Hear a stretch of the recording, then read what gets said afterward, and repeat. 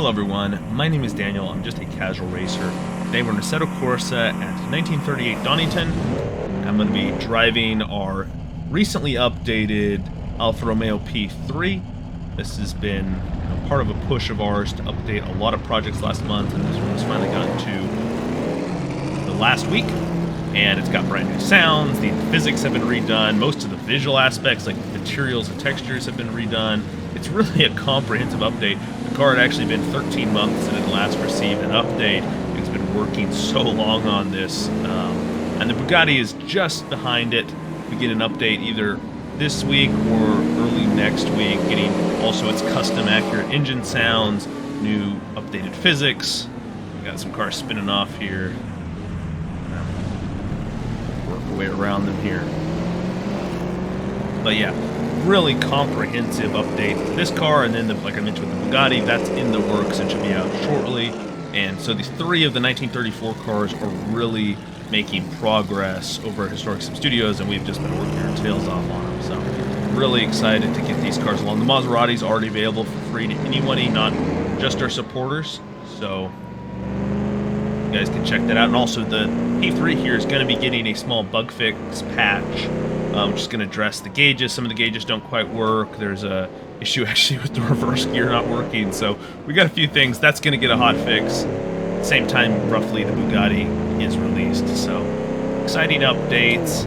Looking forward to getting this pack further along. These three cars are going to feature in our 1930s Vanderbilt Cup race that we want to host for the community at some point here in the coming months. And so these three cars are going to feature in that race. So really wanted to get them along. And also too, just last month we spent a ton of time updating all of our cars comprehensively to kind of include a lot of the latest custom shaders patch, extended physics features, and things like that. And so now we're kind of going to be turning to finishing up the last few projects that kind of were just waiting, and then eventually turning our attention to addressing, our custom Lua code that we've been working on to add even more features to the driving experience and realism. And whoa, we got some cars spun around up here. Ooh. A little bit of a collision there with the wheels. I think we're all right. 5-lap race. I decided to do a little bit of a longer race just because I've been having so much fun in this car. Jump in, and, it gave me an excuse to do a warm-up race, and then this one right here that I'm recording. So. And there's lap 1, so we got 4 more to go. This car slowed down.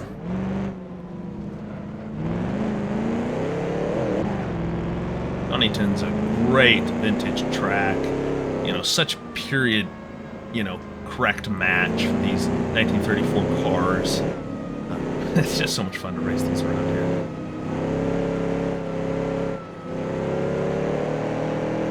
Go down here through the S's, I would suppose you could call them. Try to see if we can make a move here. Yeah, I really think the engine sounds are just wonderful. It's actually a lot of work to find good quality recordings of like straight 8 engines, and so that was something we've had to capture. And of course, we got the supercharger whine that we've been able to incorporate as well. It just really, sounds quite nice. Obviously, this is a project being developed for free. It's not quite the same. We do this with our internal sound team that we have, but commercial projects and things like that, or even paid projects, we actually work with an external sound studio outside of our company. They're based out of Brazil, and so we work with them to make sure we get extremely high quality. And so we'll actually often go out and actually record the cars for our clients and things like that. Free mods, we do it in-house, and I think we're getting significantly better at this as we've gone along. And so we always try to challenge ourselves to match the external studio that we work with, this kind of level of quality that they can deliver. For example, our Mercedes W25 uses sounds from that studio, and our upcoming 1994 NASCAR pack uses sounds from those studios. So it sounds great, really cool stuff. But let's get this thing slowed down. There's no wreck ahead of us, so it should be all right here. This thing slow down and get around this corner.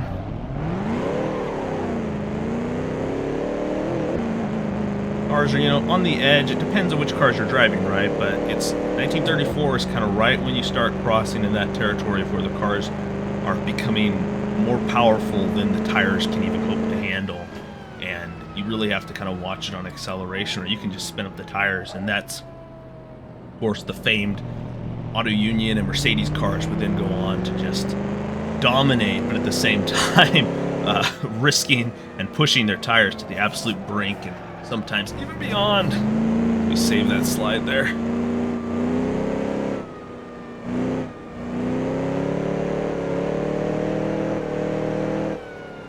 Our way around here, we're at the standings. 17, there we are.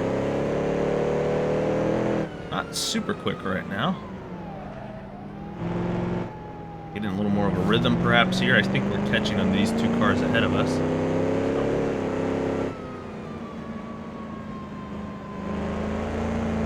Yeah, quite a wide spread, I think from 86 to 92 or 93.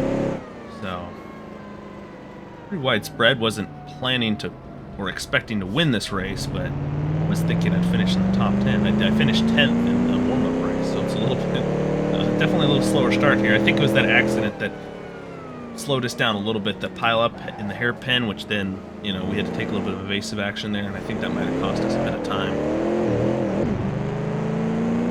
Alrighty, here we go down the back straight now. Fastest part of the circuit, build up some speed. This is an area that the P3, of course, has an advantage over the Maserati and the Bugatti, you know, in that top speed.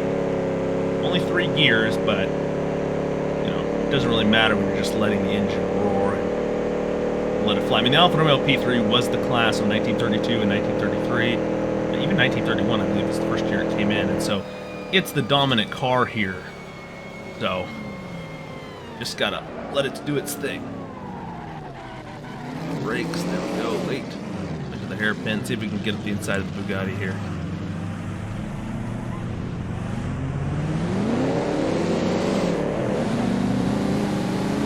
Real close to me. Don't want to be that close. We're in the 1930s. These things are death traps. I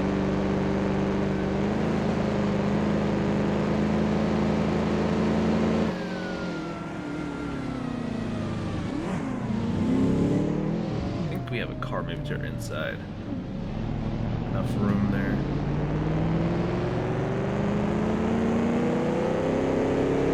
But yeah, really been working hard. Tasking Flyer's been helping me. Came on about 6 months ago to the Historic Sim Studios team, and he's been helping a lot on the 1930s cars. One area in which I'm, probably my weakest point is setups, actually, which in a way can sometimes, I can plug in the data and I know how to research it and find it, build pretty good physics, but if you're not great at setting up, for example, suspension, for the default setup, people might have a poor experience, and Tasking Flyer is fantastic at that, and also just been really helpful at just reviewing physics work and working collaboratively with me.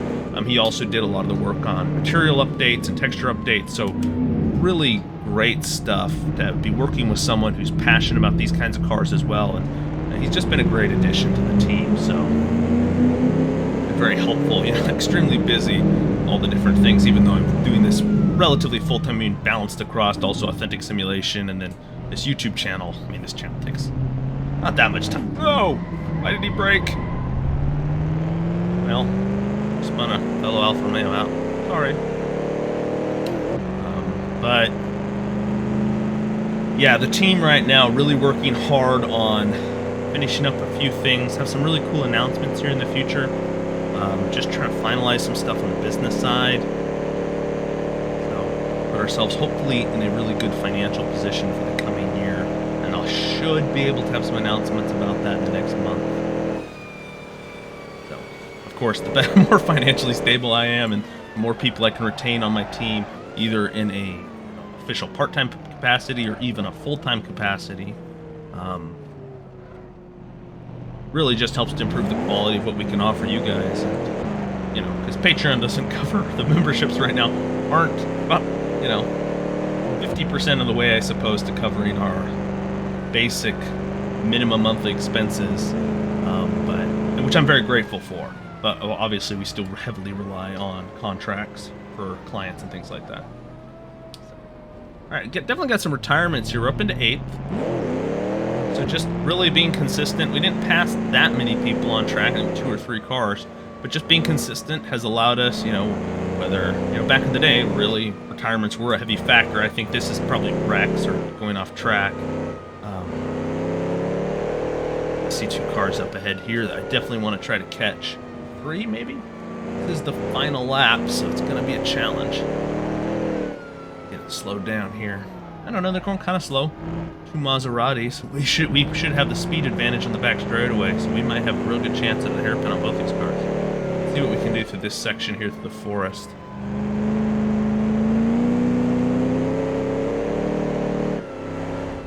Really looking forward. If you guys haven't been doing our online racing, next season for our online league, which is I think about halfway through right now, so it should be over maybe a month or 2. We're going to be doing the 1934 cars for the next season in our online league, which is a lot of fun. A little bit of role-playing RPG kind of element of creating a driver and then going through like an entire career, keeping track of stats. It's really a lot of fun, and I think it's really kind of a unique online Saturday racing. And then we have had midweek races as well, twice a week, often on Tuesdays and Fridays. We have taken a break the last 2 weeks, but they'll be resuming again next week. So lots of cool opportunities if you want to race with people and enjoy racing historic cars, more than just against the AI, and have the kind of the storylines that we develop in the Saturday League, especially. Alrighty here, so definitely got an opportunity here. We'll see. They're going side by side. Oh, come on, get the brakes on. Come on, I'm here. Let me by. Oh my goodness. This is very smooth.